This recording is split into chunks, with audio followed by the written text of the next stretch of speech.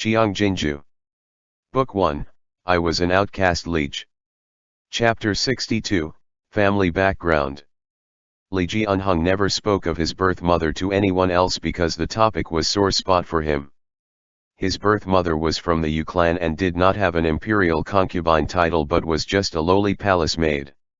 Official records had her surname shoddily listed as Yu, and that was all the information provided on her.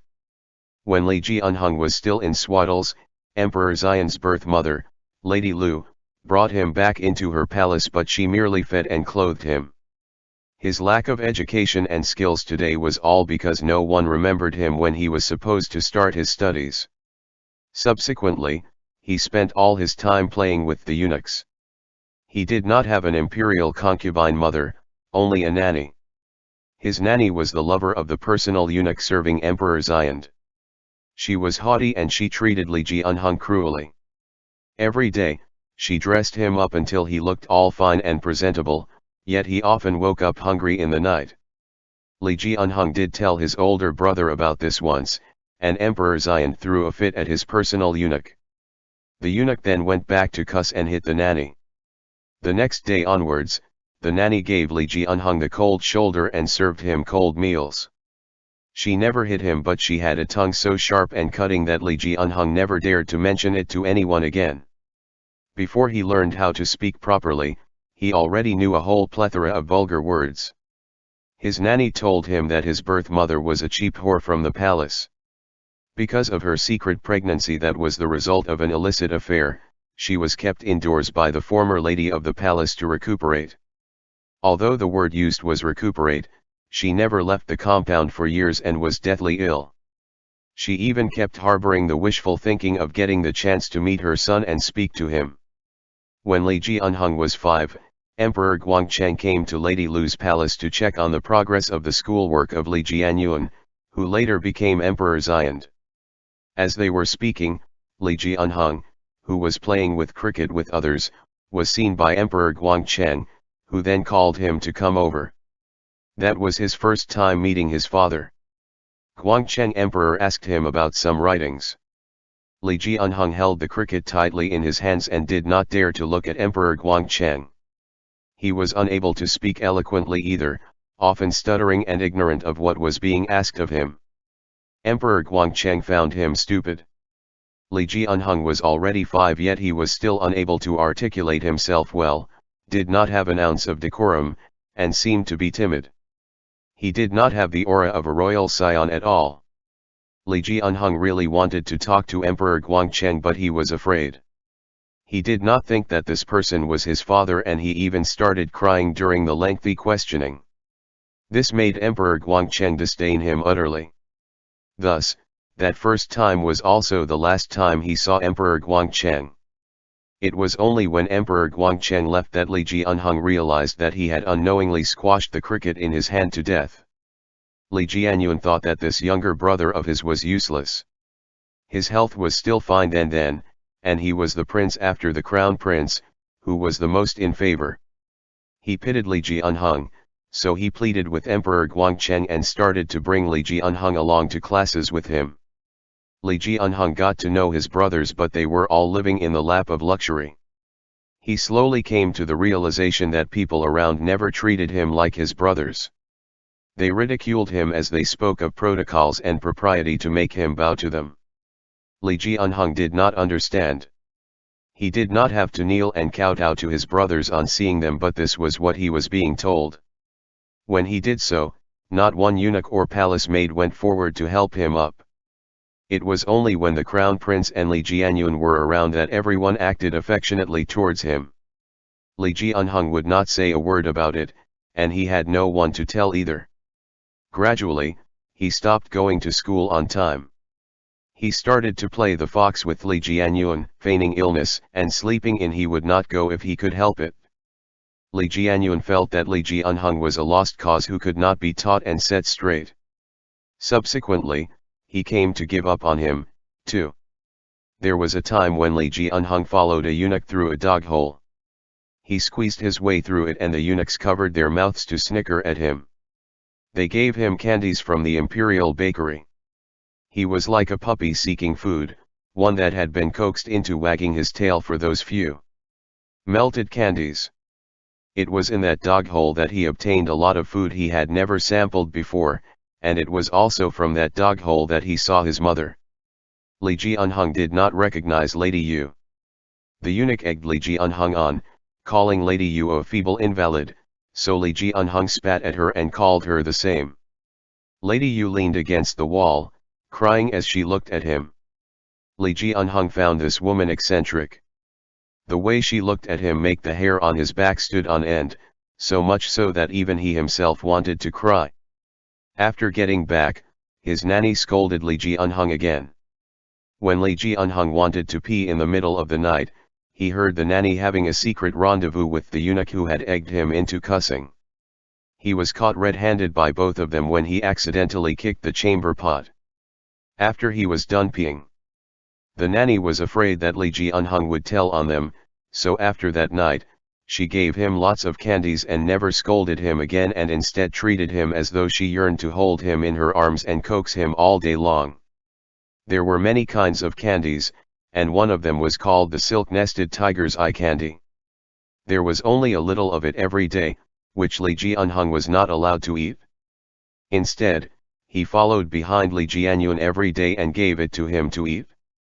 But, from that year onwards, Li Jianyun's health started to deteriorate to the point that he was so sick he could not even attend classes. Lady Lu checked the food and beverages in the palace, but her investigations turned up with nothing. Every night, she wept before Li Jianyun. The imperial physicians came and went, but Li Jianyun never got better. At that time, the nanny stopped giving Liege Unhung candies. Liege Unhung created a scene and demanded for his candies, so the nanny told him that the feeble invalid in the eastern courtyard who had been cussed by Liege Unhung wanted to tell on him and had him forbidden from eating candies again. Liege Unhung had been thinking of the silk-nested tiger's eye candy, and thus, he hated that sickly woman. The nanny also said that if Liege Unhung wanted to eat candies again, he had to complain to Lady Lu and tell her that those candies earlier had been given by the sickly woman. Liege Unhung did not dare to tell Lady Lu, so he secretly told Li Jianyun.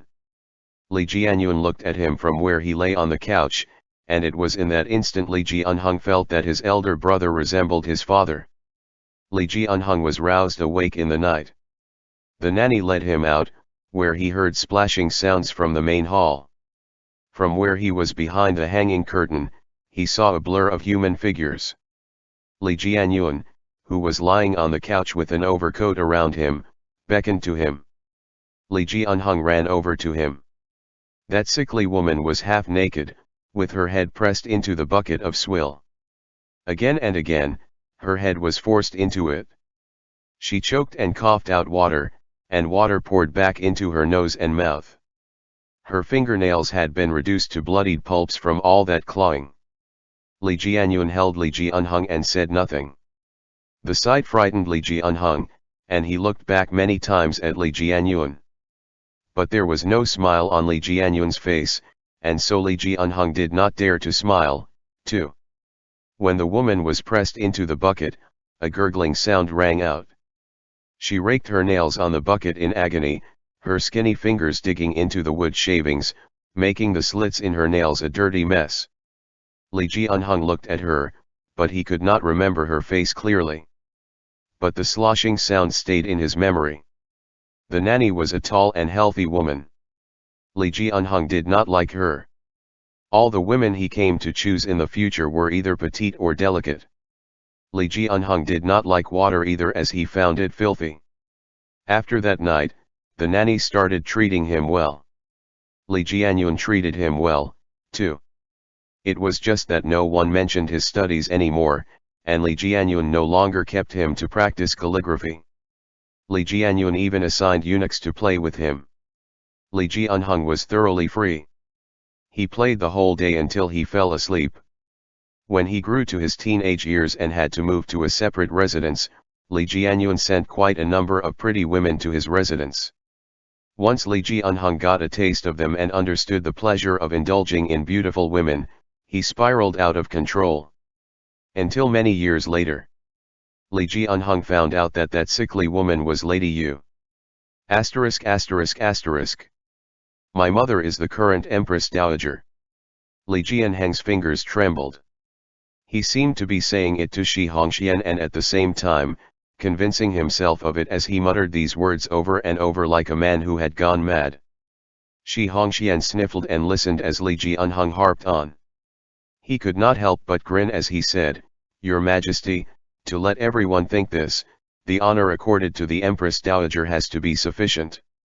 And now, the Empress Dowager, hiss." He sucked in a breath from the pain and continued, "happens to lack a son." Li Jianheng felt a stabbing pain in his chest as he gasped for breath. He haphazardly wiped away his tears with his fingers and said, "I know. I don't think you know." Shi Hongxian said. Li Jianheng said, "Who gave you the audacity to speak to me in such a manner here?" The words of a man on his deathbed always come from the heart. Blood oozed from Shi Hongxian's mouth. He spat a few more times before saying, "If you and I can't get out today, then there will be no ruler and his minister, we will be merely rats in a pit waiting to drown in the water. What kind of emperor are you? When second young master Xiao lifted you onto the dragon throne earlier, you ingratiate yourself with him like you would an ancestor. Have you forgotten? You are his master to begin with. Risking his life to save you is what he should do. What logic is there for parents to be grateful to their sons and grandsons? It's with the Liege armored cavalry that each of the men of the Xiao clan now enjoy such prestige and power. Such a ridiculous thing would be totally unheard of a few decades back with Emperor Guangcheng at the head. I get truly worried when I look at you. How does it feel to be an emperor to such an extent? You aren't even as carefree and happy as I was during the times I was mixing around the salt urns being an imperial merchant. If you're going to remain in this position and suffer such trifle indignities, you might as well drown here with me today." Hurting from having spoken such a long speech, he grimaced in pain and spent a moment to take a breather. As he listened to Li Jianheng's sobs, he suddenly began to choke with sobs, too. "Your Majesty," Shi Hongxian laid bare his feelings and said, "My mother was a woman from Qin province. She was of lowly birth. She could win my father's favor because her mother's old father earned some money by relying on the pointers given by the preceding old Madame Yao. Look at me. I am the second son of lawful birth, but instead of living like a man, I lead a dog's life back at home. Why do you think I dared to head down to the Sioux Sea when I was 18 to beg for a living among the wind and waves there? It's all because my parents were biased and handed this massive family fortune to my eldest brother. Later, I met with a disaster at sea. With my constitution wrecked, I had to recuperate in Qin province for more than half a year. See how horrifyingly obese I am. It's all from the nourishments I downed back then to preserve my life. It's ugly, right? Ha ha. But before I was injured, I was also a handsome man in Qin province. Before I left, I met a woman whom I loved very much. We were engaged to get married before I set out to sea. But when I returned, she had already married someone else. She became my dear sister-in-law. What a great elder brother Shi Guan is. He even had to take care of my woman for me when he heard that I had met with difficulty. Where else can I find such a wonderful elder brother? I'll have to thank him all my life." Shi Hongxian cried and laughed as he spoke in this dimmed, wet and narrow place. "I'll freaking thank him all my life. Your Majesty, who in this world isn't pitiful? Are you willing to let me be the Grand Secretary who holds sway over the imperial court and commoners because you pity me? You pity second young master Xiao and let him become the tremendously popular viceroy in Chu capital for a time. But who will pity you? If second young master Xiao is truly sincere towards you, then would he have let Xiao Jiming say that kind of words before you? Isn't that just abusing his power to bully people around? Then look again at that 8th son of the Shen who unfortunately had Shen Wei for his father. Is the imperial prison such a fun place to be in? He fell into Ji Lei's hand at 15 years of age and was whipped and flayed so badly it was as if he had taken a tumble in hell itself. He may be out of there now, but look at him, he has clearly grown into a specter. Everyone in the world is pitiful. If you pity each and every one of them, then how are you going to be a proper emperor? As the saying goes, every man for himself, and the devil takes the hindmost. One has to look out for their own interests first. Your Majesty, don't listen to all those garrulous people who speak of the lowly origins of their mothers and the likes. Your surname is Li, and mine is Shi. For us, that's enough. Men are born to be distinguished between the superior and the inferior, the lowly and the nobles. All those rhetorical questions insinuating no one is born to be ruling classes are just to goad and egg on fools. If no one goes by the rules, then where would countries and states come from? Your name is Liege Unhung, and therefore you are born superior to that Xiao Qi Ye. What are you afraid of even if his Xiao clan dares to harbor wicked intentions? You're the one who has the hearts and minds of all the commoners in the world. No matter what maneuvering they do, they are all traitors and rebels. Who in the world would dare to disobey if you raise your arms and make the call? This is how the Son of Heaven should be. This is how the Son of Heaven should be. Liege Unhung found these words so rousing and enlightening that it snapped him to his senses. For the first time in this wet and filthy caved-in pit, he came to understand who he was. At some point, the tears were already streaming down his face. He thought back on everything that had transpired in the past, feeling as if he had lived in vain. Unwilling to let this opportunity slip, Shi Hongxian braced himself and continued in a strained voice, "Are they laughing at you for being uneducated and cowardly? Who in this world doesn't fear death? They can say anything they want when the blade is not held against their necks. But when it is, 9 out of 10 will pee in their pants. You are the emperor, not an artisan. When it comes to matters involving learning, the students from the Imperial Academy will naturally provide the answers. As for governmental affairs, isn't that what the Grand Secretariat is for? Isn't it there to deliberate over matters for you and advise you? You are the emperor. You are an emperor. I'm the emperor." Liege Unhung was feeling both hot and cold as he trembled and repeated, "You're right. Zhen is the emperor." Shi Hongxian grabbed the moment with finesse. Seeing that he was almost there, he heaved a sigh of relief. The fucking nerve of whoever it was to tamper with the Hua Pavilion. With the building collapsed and flooded, all evidence would have been washed away. With no lead in the investigation, the blame would fall squarely on Shi Hongxuan's head. If he could not hold Liege Unhung in his grasp, then just the impeachment from the Chief Surveillance Bureau alone after he had gotten out of here was enough to skin him alive. He could kiss goodbye his new appointment as the secretary for the Bureau of Evaluations of the Ministry of Revenue position. It was even possible that Hai Lianji would execute him because of this incident. In this filthy water, Shi Hongxian carefully ran his hands through his interpersonal network of connections. He did not want to die, nor did he want to be exiled. It had not been easy for him to kick out Shi Guan and climb his way up to this position, as well as meet such a rare good master like Liege Unhung. He had to live on. Hurry up. With his lips turning pale from the loss of blood, Shi Hongxian silently said to himself.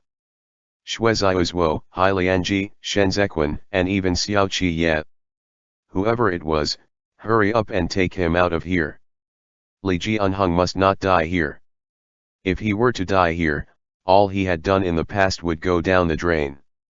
Just as Shi Hongxian was about to close his eyes, a loud rumble suddenly rang out above them. Following right after, the broken wall debris tumbled down noisily.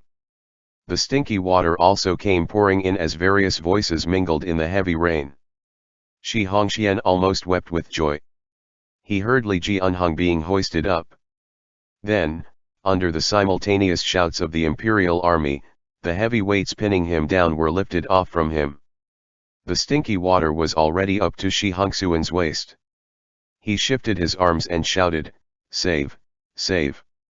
Xiao Qi Ye looked down at Shi Hongxian from above. The heavy rain washed down on him, and Shi Hongxian suddenly felt a chill rose within him. Even when the water swelled to Shi Hongxuan's chest, Xiao Qiye still did not look as if he had the intention to pull him out. Second young master Xiao, Shi Hongxian enunciated his words with hatred. The water swiftly brimmed over his head.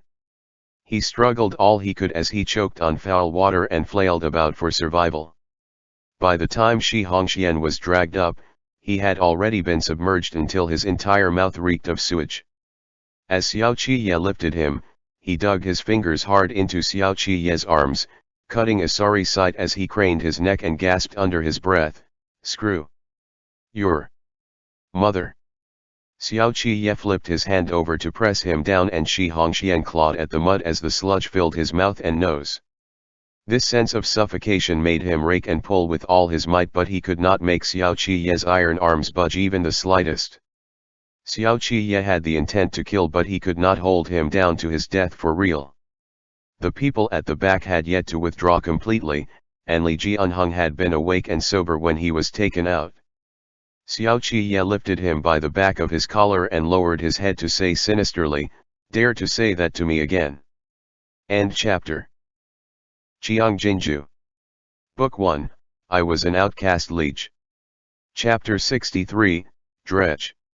Shi Hongxian trembled as he puked, his face terrifying pale. Han Jin, who was behind them, saw that the situation did not bode well and hurriedly waded over to stop them. Xiao Qiye released his hands and watched as Shi Hongxian was lifted into the sedan.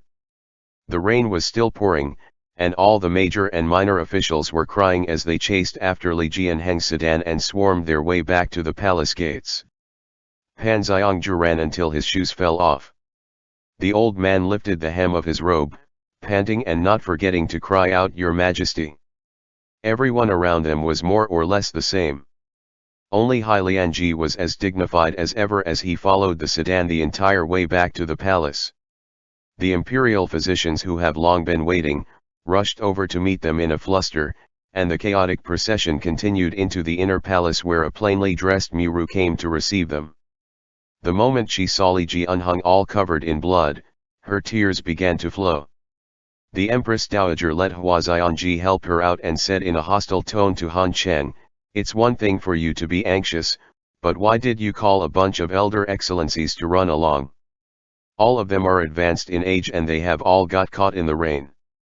Won't it exacerbate the situation further if anything were to happen to them?" There was a rustle as the Jin Wei kneeled. Han Cheng said, "This humble subject deserves death. Hurry over and get them to prepare the soup and distribute dry clothes." The Empress Dowager then said to the ministers, "It touches me to see how sincere and loyal everyone is. Now that His Majesty is already back at the palace, there's no need for any rush at this point in time. The weather is so cold. Everyone, please head to the side hall to seek shelter from the wind and have a bowl of hot soup. Do not fall ill at this juncture." The various officials kowtowed to express their thanks. The Empress Dowager said again, "Grand Secretary and Grand Secretariat, as well as the excellencies of the various bureaus, please come in for a talk." ******. Sen Yu was not amongst those who went to the palace. He remained at Donglong Street to dredge up the public sewers together with Xiao Qiye. Yu Xiaoze, who was of low official rank, followed behind them and helped Sen Yu to carry the straw raincoat. Xiao Qiye's head and face were thoroughly drenched in water. The chilly wind blew until everyone all around was trembling, yet he was not the least bit affected. While digging up the two men earlier, he alone had lifted up that weight that was near 100 jin. At present, he was wrapping a handkerchief around the area between his thumb and index finger, with an expression that did not look too good. It's all poverty-stricken households living in the low-lying area. It isn't easy for them to have a house built out of broken wood to live in. 9 out of 10 did not give their agreements when they heard that the houses are going to be demolished. With his bare feet soaking in the water, Sen Yu lifted the hem of his soaked official robe and tucked it around his waist. He continued, "Only Donglong Street is flooded today because Donglong Street is right next to Kaling River. Viceroy, if this rain doesn't stop, then the water level on the other streets will rise tomorrow, too. If the imperial court is willing to give those poverty-stricken households whose houses are demolished a subsidy of 5 taels of silver, then they will all be willing. A partially covered in mud Tantai who spoke, they just want to have a place to stay. As long as we are willing to subsidize them money, then it won't be a problem. This humble one feels that those who obstruct the dredging are the big residences. Each of those residences violated the regulations to expand their lands, and there have been many cases where they come to blows with one another in private. Who would be willing to wreck a perfectly good house for just 5 taels of silvers now that we are telling them to tear down their houses? They won't even respond if we knock on their doors. I'm afraid we can't come to an agreement regarding the subsidy. Sen Yu, who had run around in official circles for a long time, was very much aware of how things usually go around these situations. He said, "It is on account of the Grand Secretary High that the Ministry of Revenue is willing to take out the money to offer aid reliefs to the disaster victims. This sum of money still has to be separately counted when the time comes. They will never agree if they still have to subsidize each household 5 taels of silver. Your Excellency, don't hold it against this uncouth fellow for saying something unpleasant, but why are you still thinking about the money at this juncture?" Tantai, whose chest heaved. "An epidemic might break out once this water rises and people die. At that point, it'd be pointless to keep the silver. Brother Hu, don't get worked up." Yu Xiaoze raised his hands to soothe everyone's nerves. He said, "You don't have a clear idea of this account. The Ministry of Revenue has their own difficulties. They don't really begrudge this amount. As it nears the inspection, they will have a peace of mind if they can do a wonderful job on this matter. It will make them look good, so they will only be too happy to do it, won't they? But why are they unwilling? It's all because they are embarrassingly short of funds. Let's say they take this sum of money out now to deal with the emergency at hand. In a few more days, it will be the spring plowing farming season in the various lands. There is not a single harvest in the places affected by disasters last year. Based on the localities' reports, the Ministry of Revenue has to consider allocating money to the localities so that the affected local prefectural yamen or provincial administration commissioners can use the money to buy seeds from the neighboring provinces with excess harvests. This is a major issue concerning the meals of hundreds of thousands of people. So how would they dare to act rashly and touch the existing funds in the state treasury? Moreover, since these people are expanding their properties against the law, they should be found guilty and punished according to the law if the matter of illegal occupation of the public ditches was to be investigated and pursued. The imperial court has not even punished them, so how can they dig into the imperial coffers to give these people the money instead? If they don't run through this matter clearly, then our Chief Surveillance Bureau will have to impeach their Ministry of Revenue in the future. That's why everyone is in a spot." Yu Xiaoze had the ability to calm people down.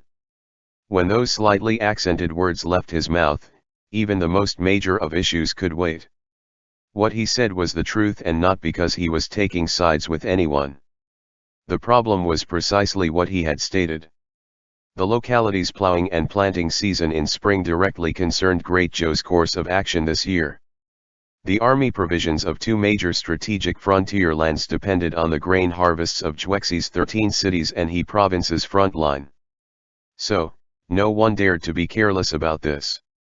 This was their foremost priority. What could they do? Forcibly going ahead with the demolition would rouse public wrath. Half of the men from the Imperial Army were currently from military households in Chu capital. There weren't many of them who lived in Donglong Street, but the number of those who did, were considerable as well. When Hai Lianji entrusted this matter to the Imperial Army, he was actually entrusting it to Xiao Qiye. Because once this matter was handed over to the 8 great training divisions, then there would be no consideration of any compromise. Han Jin would directly call for the place to be leveled outright. But there was no way they could simply overlook the potential danger that could arise as a result of this. He had meant for Xiao Qiye to think of a way. Xiao Qiye bandaged the area between his thumb and index finger tightly. Just as he was about to speak, he saw a man walking over in the rain. Shenzequan cupped his hands in greeting to them and said, "Just as I've guessed. All the gentlemen are here already. How's the progress for the public ditches?" "It's a tough one to deal with." Sen Yu let out a long sigh. "We can't very well just tear them down. Ultimately, what makes it hard for the Ministry of Revenue is that they can't figure out the expense quota for the upcoming spring plow." Although Shenzequan looked calm, his cheeks were tinged with red. He looked at the rain and said, "This account can actually be estimated. This untalented one has seen the Jin Yui's records archives, so I have some insights regarding it. Would the Viceroy mind hearing what I have to say?" Xiao Qiye stared at him and said, "Judge, please go ahead and voice it." Shenzequan thought for a moment, then said, "Last year, when the new emperor ascended the throne, there was general amnesty granted to various lands. Consequently, Zhuexi was exempted from 30% taxes. They had an excess harvest last year. Other than Huai province and Dun province of Zhongbo, both of which reported damages caused by disasters, the others all had no problem. Viceroy, Dun province is hard-pressed for food this year. The prefectural yamen will definitely have to buy grains from Tse province, whose granaries are filled to the brim. There was heavy snow at the start of the year, with the snow in Zhongbo blanketing all the houses. Didn't Xiao Shisui set aside 40,000 taels from Libe armored cavalry's military funds this year for Tse province so that they would have enough for aid relief? You can get Tse province to repay this favor now. Ask Xiao Shisui to send a letter to Tse province's prefectural prefect, Zhougui, and get him to give a rebate for the grains he sells to Dun province based on that 40,000 taels. That way, the Ministry of Revenue will be able to save on their allocation of funds to Tse province and use that money for the current house demolition subsidies." Yu Xiaoze pondered over it again and said, "But the matter of illegally occupying public ditches is still a crime if it were to be pursued further. The Ministry of Revenue can't do it, right? The illegal occupation of public ditches is indeed punishable by law.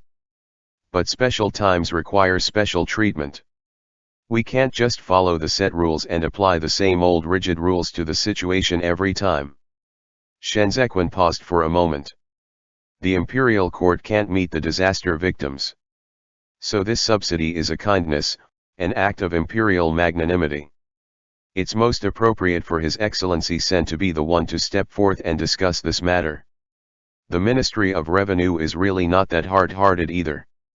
As long as it isn't unlawful, the account is clear and the money is sufficient, they are sure to proceed right at once. The inspection was just around the corner, and the assessments and evaluations were related to the promotion of personnel from the various bureaus. Everyone would be more than willing to get an outstanding remarks. So, as long as it was reasonable enough, they would certainly be willing to do it. Let's talk about Tse province again." Shenzequan looked at Xiao Qiye. "Zhongbo wants to construct the former city this year. Although we still don't know which excellency will be assigned, it is still going to be an expense to deploy manpower when the time comes. The Viceroy is in Tse province's favor because of the matter this time. When the time to construct the former city, you can tag that manpower expenditure on those whose houses were demolished today, and let the various households allocate manpower to Tse province for about a month or so to provide manual labor with the imperial army escorting them. It can also be considered a punishment for illegally occupying the public ditches. These 5 taels of silver won't be delayed or owed, the ones issuing them and the ones receiving them can all do so with a peace of mind. Not only that, with this matter, Tse province would also shift from being indebted to Libe to a relationship of mutual help and assistance. As long as Zhougui was not a fool, he would understand this to be an opportunity to make friends." As soon as the words left Shenzequan's mouth, Yu Xiaoze shook open the straw raincoat and draped it over Sen Yu. Sen Yu was going to do it right away. He strode forward and patted Shenzequan's shoulder heavily and said, "Your Excellency the Judge, time is pressing, so I won't say more. Once this is over, this Sen shall prepare some simple meal with wine in my humble abode and respectfully await your visit. He put on his bamboo hat and left with Yu Xiaoze. How is it going in the palace? Xiao Qiye grasped hold of Shen Zequan's wrists. Tan Taihu made as if to speak but stopped himself and said nothing. Shen Zequan backhandedly hooked the authority token on his waist and looked at it for a moment before saying, "The Empress Dowager has summoned the top ministers of the various bureaus, ready to settle accounts with them. It's just as well you aren't among them. The public ditches have to be dredged as soon as possible. There are some remarks made out of courtesy earlier. But you have to understand that if you still don't unclog the ditches in the next few days, then you will be called to account."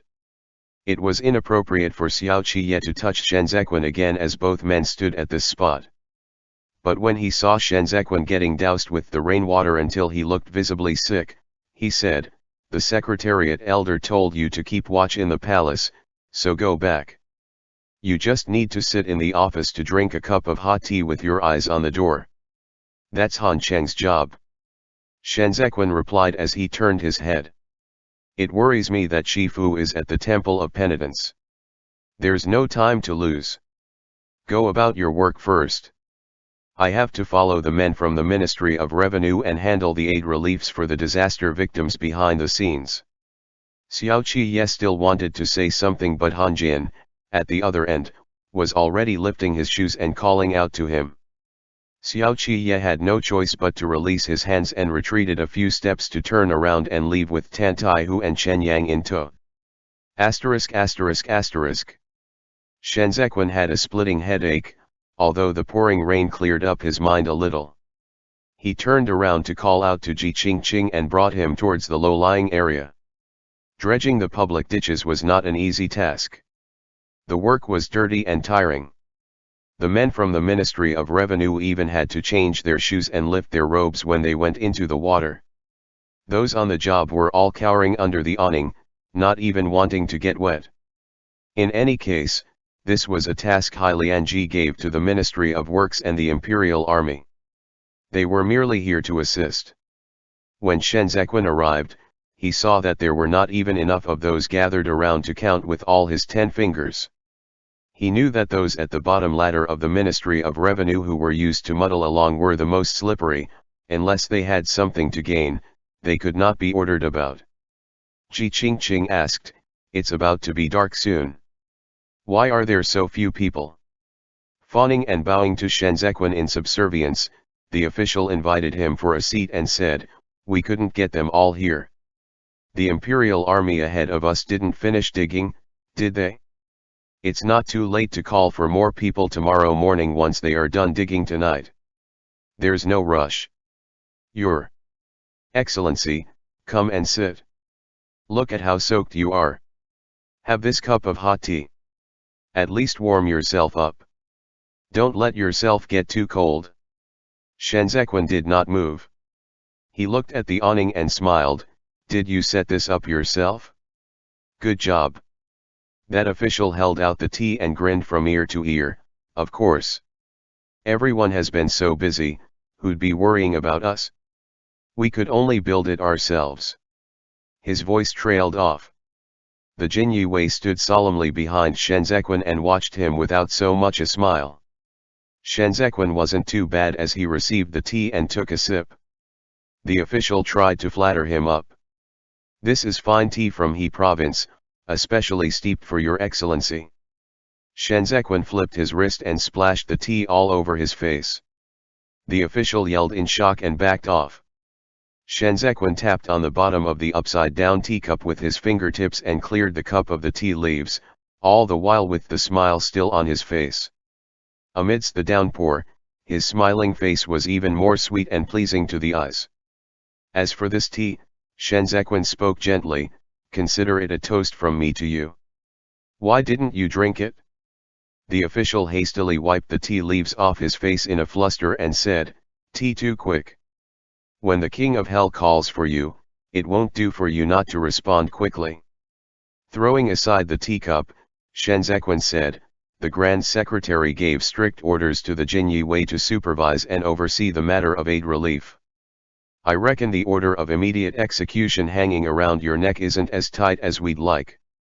You must drink up all this tea that I've splashed on the ground. Since you can't receive it standing up, allow me to send you on your way so you can finish the drink when you're buried under the ground." The official kneeled to the floor in a panic and said, "Why, Your Excellency, how can you do this? At any rate, this humble subordinate is a sixth-rank official of the imperial court. How can you execute as you please? The imperial prison has never taken in anyone below 4th grade." Qiang lifted the hem of his robe and kicked him into the water puddle. "If the judge has ordered you to drink, then drink you must. You can decide whether you'd like to drink it alive, or drink it in the underworld when you are dead." The official rolled into the water. Seeing Shen Zequin staring at him with his hand on his blade, he immediately cupped the water in his hands and stuffed it into his mouth, crying, "I will drink it! I will drink it!" The surrounding men standing and sitting in various postures, jesting and clowning around, all quietly stood to stand well-mannerly at the side. Shen Zequin swept a glance at them and said, "Can this task be done immediately?" Everyone answered in unison, "We are at Your Excellency the judge's disposal. I'm just a mere supervisor and inspector, what would I know about the ins and outs of things?" Shen Zequin took out the blue handkerchief to wipe his hands and said with a smile, "I wouldn't dare to put the various gentlemen at my disposal. Us Jin Jiu will just follow you gentlemen. So, shall we go? Who would still dare to remain behind?" That official trembled as he tried to come up as well. Shen Zequin glanced at him, and he retreated and stammered, Your Excellency. We're on this street." Shen Zequin said soothingly before leaving, "Drink it all up before you come over." The sky had already completely darkened, but the rain still showed no signs of stopping. No matter how imposing and awe-inspiring the Jin Jiu were, they also had to enter the water and soak in it until they reeked all over. Feeling the world spinning when he got up, Shen Zequin braced himself with a hand on a public ditch plank and composed himself for a moment. Everyone around him was busying around, so no one noticed it. Only Qiang hurriedly tried to persuade him in a whisper, "There's no hurry for now. It's fine to rest for a moment." Shen Zequin forced a smile, feeling as if he must not open his mouth as the taste of nausea was already pushing up against his throat. Bracing himself against the plank, he went up and felt around for a water bag under the partially collapsed humble abode. Suddenly, there was a sudden weight on Shen Zequin's back as someone put a cover on his head. Shen Zequin was still crouching when the cover on his head was lifted once again. Xiao Qiye was gasping for breath as he suddenly burrowed his way in and stuffed the still warm lunchbox to Shen Zequin. The next moment, he burrowed his way out and lifted his foot to leave. Shen Zequin pushed aside the overcoat that was covering his head. That man who had already taken a few steps away returned the way he came from. He stepped on the collapsed debris and crouched down to cup Shen Zequin's face in his palms, then he kissed him hard. After he was done kissing him, he rubbed Shen Zequin's cheeks vigorously. Rainwater poured noisily. Xiao Qiye was panting hard as he looked at Shen Zequin under the dimness for a split second. Without saying a word, he turned again and ran. He flipped over with agility and vigor, putting on the dirty, wet robe hanging over the crook of his arm again as he sped off into the alley. If they weren't pressed for time. Xiao Qiye tugged at his collars as he made his way across the ruins. Stepping on the filth as he hurried over to where the Imperial army was, he cursed. Damn it! End chapter.